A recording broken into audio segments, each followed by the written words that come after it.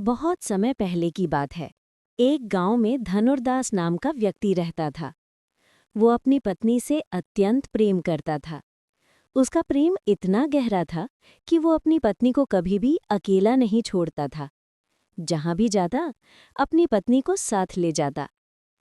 एक दिन दोनों पति पत्नी बाजार सब्जी लेने गए। उस दिन धूप बहुत तेज थी, इसलिए धनुर्दास ने अपनी पत्नी के ऊपर छाता तान लिया। वो पत्नी के सामने मुख करके उल्टा चल रहा था, ताकि उसकी पत्नी के चेहरे पर धूप न पड़े और वो परेशान न हो। बाजार के लोग यह देखकर हंसने लगे।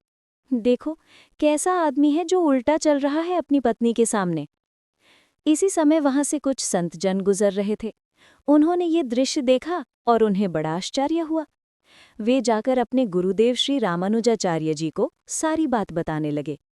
गुरुदेव ने मुस्कुराते हुए कहा, ये कोई साधारण व्यक्ति नहीं है, इसमें प्रेम की गहराई है। चलो, चलकर देखते हैं। रामानुजाचार्य जी स्वयं धनुर्दास से मिलने पहुंचे।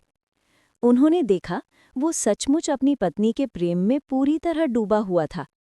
गुरुदेव ने उसके कंधे पर धीरे से हाथ रखा और कहा, पुत्र, जरा मेरी ओर देखो। धनुर्दास ने झुककर विनम्रता से कहा, महाराज, मैं अपनी पत्नी से दृष्टि नहीं हटा सकता। यदि मैंने ऐसा किया तो मैं मर जाऊंगा। रामानुजाचार्य जी मुस्कुराए और बोले, यदि तुम्हारा प्रेम इतना सच्चा है तो देखो, मैं तुम्हें इससे भी सुंदर रूप दिखाता हूं। उन्होंने धीरे से धनुर्दास की पीठ पर हाथ रखा और कहा, अब देखो, ये सौंदर्य जो समस्त सृष्टि में अद्वितीय है। और उसी क्षण धनुर्दास के सामने भगवान श्री रंगनाथ जी स्वयं प्रकट हो गए। उनका दिव्य रूप देखकर धनुर्दास स्तब्ध रह गया। उसके हाथ से छाता गिर गया, आंखें आंसुओं से भर आईं और वो भगवान के चरणों में गिरकर बोला, प्रभु, अब मैं किसी और को नहीं देखना चाहता। आपके सिवा मुझे कुछ नहीं चाहिए।